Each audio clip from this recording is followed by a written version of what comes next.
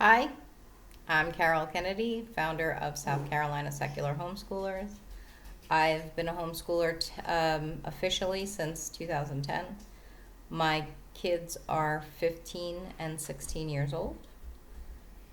I wanted to talk today a little bit about something that many new homeschoolers don't really confront until they're ready to start buying curricula, and that's homeschooling styles. If you're planning to homeschool for a while, this is for you. If you are just crisis schooling right now and trying to, get some stuff in until schools are, safe to return to, this doesn't necessarily apply to you. You might not have time to research styles. And this doesn't strictly apply to virtual schoolers, but as always, it doesn't hurt to learn more about homeschooling options. So, trying to shoehorn all homeschoolers into one ideological box is completely impossible.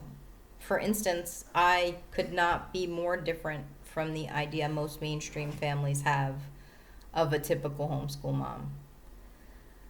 I don't teach my kids from a biblical perspective. I have never worn a denim jumper so far in my life. I have never successfully set up a pretty homeschool space with developmentally appropriate wall art and individual desks. I have a filthy mouth and a bad attitude, and most of our schoolwork takes place on the living room floor. So, my methods and styles are going to differ from the stereotypical homeschool mom. And if you really look around at actual homeschool families, you'll find that differences are the norm. Aside from general differences like race, religion, political affiliation, family structure, whatever, every family also has a different homeschool philosophy or style. I'll go over a few general ones just to give you a short overview, but in reality, there are as many styles as there are homeschool families.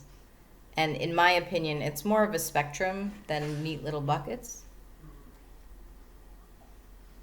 I think most families coming from a brick and mortar schooling background assume that homeschoolers simulate that same environment at home. I also think that many new homeschoolers do try to simulate that environment at home, and sometimes that's exactly what works for certain families. But make no mistake, that's not the typical homeschool setup. There is no typical homeschool setup.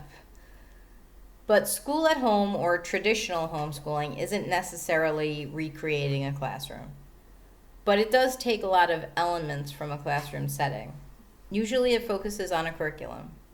There are probably textbooks and workbooks, and everything tends to be very structured and organized. In my experience, some kids absolutely thrive in that kind of structure. But it's just not right for every student or every parent who's trying to implement it in their home. However, because homeschooling is a spectrum, like I said, we all have access to some very schooly type materials that we can implement in any way we choose. Book work might work great for one subject and not another with your child. We'll talk more about those choices in a minute. Another style that might look a lot like traditional school to an outsider is classical homeschooling. In many ways, it's a lot like school at home or traditional, but there are key differences. Classical education is based on 3 developmental stages called the trivium and how children learn in very specific ways at different ages. Classical homeschoolers usually study Latin and or Greek. Their education tends to be highly structured, and they rely mostly on the written word and language rather than digital or video-based materials. I'm not going to go into their entire philosophy and methodology because I'm certainly not an expert. But if this style appeals to you, there are plenty of resources online to learn more about it. There happen to be lots of Catholic resources and groups devoted to classical homeschooling, but there is nothing inherently religious about the method from what I can gather. Again, some kids really do thrive in this kind of structure and they relish the challenge that it provides. And again, it doesn't work for everyone. There are lots of niche styles like Charlotte Mason, Waldorf, Montessori. I'm not going to go into every one here, not because they're less important, but just because they all have very specific philosophy and methodology and are largely not entirely secular. I do encourage you to read a little about each to educate yourselves and see if they do speak to you. Me specifically, my family, we have used elements of many of those niche styles over the years. And I promise, again, I will get back to that later. Another style called unit studies is a hard departure from traditional or classical styles. They usually revolve around a theme which you fit into each of your subjects. For instance, if our theme was elephants, we would spend, say, a month learning about elephants. We read about them and might watch nature videos. Maybe we would take a field trip to the zoo. We would incorporate elephants into our math studies, learn about how big they are, how much they eat, and build word problems around it maybe. We could learn about where they come from and identify it on a map or a globe. Although there are packaged unit studies you can purchase, unit studies typically take more parental involvement than other styles. They're generally more craft heavy, arts and crafts. Some parents love that. Some kids love that. Some parents don't love that. I do, but my kids would rather get their hands caught in a car door.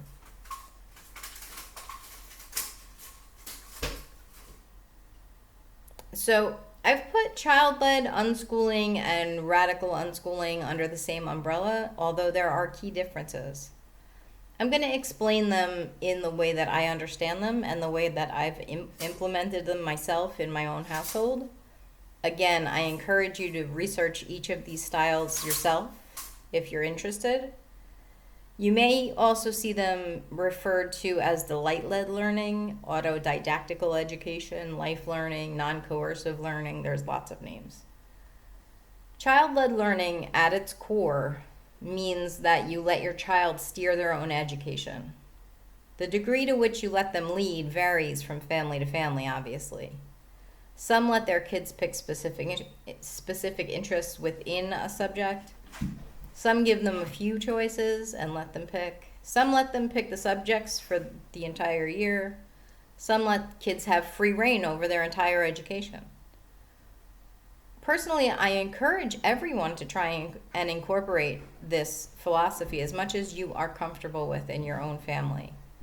I personally believe it gives kids an agency over their education that makes learning more comprehensive, and it makes teaching or directing or coaching them just easier.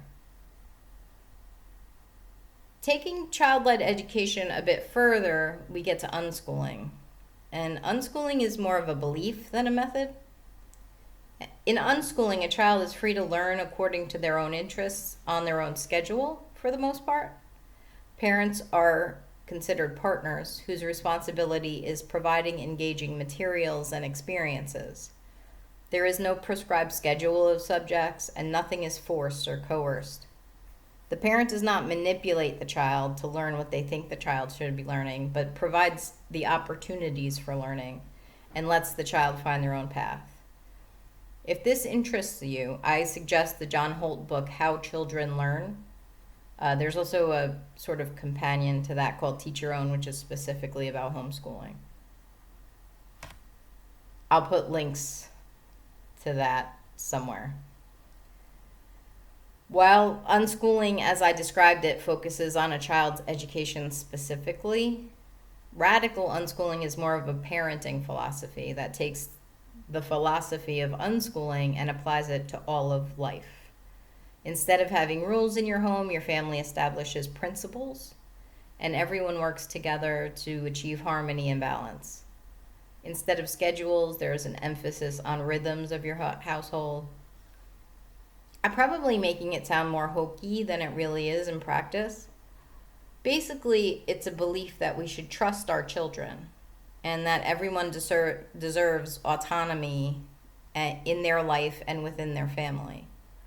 There are many families practicing radical unschooling successfully, and you can find lots of info in Google. And now we get to the style that I'm most comfortable discussing because it's the one I've always used. And all of those choices that I mentioned earlier play into this. Eclectic homeschooling takes elements of all the other homeschooling styles, or maybe just a few of them, and eclectic homeschoolers develop a unique style that works for their unique families. Maybe you find that a classical approach works really well for math and English, but not so much for science. Maybe you want to use workbooks for your younger children and then evolve into something more analytical and hands-on as they get older. If you're smarter than me, you can build unit studies that incorporate Montessori principles. Mostly, eclectic homeschooling recognizes that one size fits all doesn't usually work out in real life. Some parents are intimidated by the thought of eclectic homeschooling because it looks a little messy from the outside, like throwing everything at the wall and seeing what sticks. And it's not that. That kind of describes it perfectly, at least in the beginning. I tried everything when my kids were little. And I highly suggest that if you have the time and patience to do so. After a while, I learned how they learn best. Once that happened, my planning became much more streamlined and I could focus only on resources that served us the way that we needed them to. So there are many, many more styles that you'll come across once you start looking around. If you decide that homeschooling is the path that you're going to be on for a while, you should definitely try to learn more about the different styles and find one that works for your family. As you read and talk to other homeschoolers, you should be able to get a feel for which ones speak to you and speak to the way your household runs, what kind of parent you are, and the way that your kids learn. There is no right answer that fits all of you, but you'll be able to figure out what the right answer is for your family. I will include some links down below, but as usual, you can always ask in the group for more information. I believe that in our group we have parents who use most of these styles. And if not, we can always find you more resources because we have come across them over the years.